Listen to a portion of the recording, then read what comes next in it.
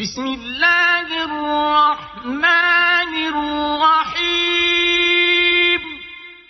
In the name of Allah, the Beneficent, the Merciful. وَإِذَا تُتْلَى عَلَيْهِمْ آيَاتُنَا بَيِّنَاتٍ تَعْرِفُ فِي وُجُوهِ الَّذِينَ كَفَرُوا الْمُنكَرَ يَكَادُونَ يَسْطُونَ بِالَّذِينَ يَتْلُونَ عَلَيْهِمْ آيَاتِنَا.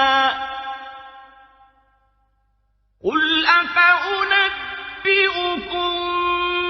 بِشَرٍّ مِّن ذَٰلِكُمْ النَّارُ وَعَدَهَا اللَّهُ الَّذِينَ كَفَرُوا وَبِئْسَ الْمَصِيرُ. And when our revelations are recited unto them, thou knowest the denial in the faces of those who disbelieve. They all but attack those who recite our revelations unto them. Say, shall I proclaim unto you worse than that? The fire. Allah hath promised it for those who disbelieve, a hapless journey's end. بسم اللہ الرحمن الرحیم. شروع اللہ کا نام لے کر جو بڑا مہربان نہایت رحم والا ہے. اور جب ان کو ہماری صاف صاف آیتیں پڑھ کر سنائی جاتی ہیں تو ان کی شکل بگڑ جاتی ہے اور تم ان کے چہروں میں صاف طور پر ناگواری دیکھتے ہو. ایسا لگتا ہے کہ جو لوگ ان کو ہماری آیتیں پڑھ کر سناتے ہیں ان پر حملہ کر دیں گے. کہہ دو کہ میں تم کو اس سے بھی بری چیز بتاؤں. وہ دوزخ کی آگ ہے جس کا اللہ نے کافروں سے وعدہ کیا ہے اور وہ برا ٹھکانہ ہے. سامعین، اب ان آیتوں کی تفسیر سماعت کیجیے. سب سے پہلے قلم کو پیدا کیا گیا. رب کے کمال علم کا بیان ہو رہا ہے کہ زمین و آسمان کی ہر چیز اللہ کے علم کے احاطے میں ہے. ایک ذرہ بھی اللہ کے علم سے باہر نہیں. کائنات کے وجود سے پہلے ہی کائنات کا علم اللہ کو تھا، بلکہ اللہ نے لوح محفوظ میں لکھوا دیا تھا. صحیح مسلم میں حدیث رسول اللہ نے فرمایا کہ اللہ تعالیٰ نے آسمان و زمین کی پیدائش سے 50,000 سال پہلے، جبکہ اللہ کا عرش پانی پر تھا، مخلوق کی تقدیریں لکھیں. سنن نبی داؤد کی حدیث میں رسول اللہ نے فرمایا کہ سب سے پہلے اللہ تعالیٰ نے قلم کو پیدا کیا اور اس سے فرمایا لکھ. قلم نے دریافت کیا کہ کیا لکھوں؟ فرمایا جو کچھ ہونے والا ہے.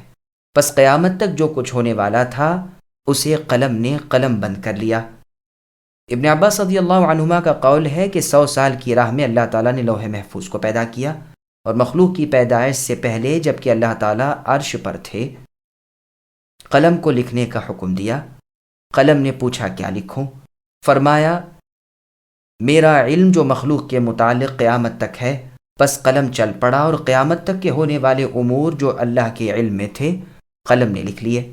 بس اسی کو اپنے نبی محمد صلی اللہ علیہ وسلم سے اس آیت میں اللہ تعالیٰ فرما رہے ہیں کہ اے نبی، کیا آپ نہیں جانتے کہ آسمان و زمین کی ہر ایک چیز کا میں عالم ہوں؟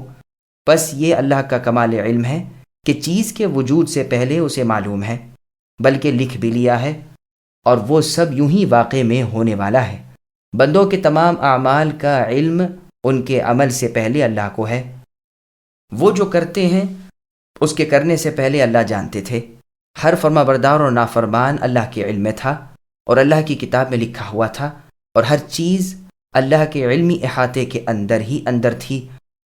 اور یہ امر اللہ پر کچھ مشکل نہ تھا، سب کتاب میں تھا اور رب پر بہت ہی آسان. کلام اللہ یعنی اللہ کی بات سے بے اعتنائی قابل گرفت چیز ہے.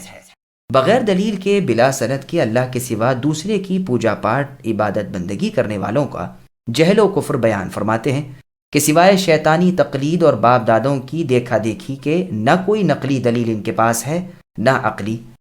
چنانچہ سورہ مؤمنون کی آیت نمبر 117 میں اللہ نے فرمایا وَمَن يَدْعُ مَعَ اللَّهِ إِلَٰهًا آخَرَ الآیہ، یعنی جو کوئی بھی اللہ کے ساتھ دوسرے معبود کو بے دلیل پکارے اس سے اللہ خود باز پرس کر لیں گے.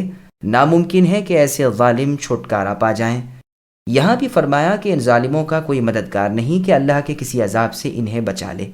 ان پر اللہ کے پاس کلام کی آیتیں، صحیح دلیلیں، واضح حجتیں جب پیش کی جاتی ہیں تو ان کے تن بدن میں آگ لگ جاتی ہے۔ اللہ کی توحید، رسولوں کی اتباع کو صاف طور پر بیان کیا کہ انہیں مرچیں لگیں، شکلیں بدل گئیں، تیوریوں پر بل پڑنے لگے، آستینیں چڑھنے لگیں، اگر بس چلے تو زبان کھینچ لیں، ایک لفظ بھی حقانیت کا زمین پر نہ آنے دیں، اسی وقت گلا گھونٹ دیں۔ ان سچے خیر خواہوں کی، اللہ کے دین کے مبلغوں کی برائیاں کرنے لگتے ہیں، زبانیں ان کے خلاف چلنے لگتی ہیں، اور ممکن ہو تو ہاتھ بھی ان کے خلاف اٹھنے میں نہیں رکتے۔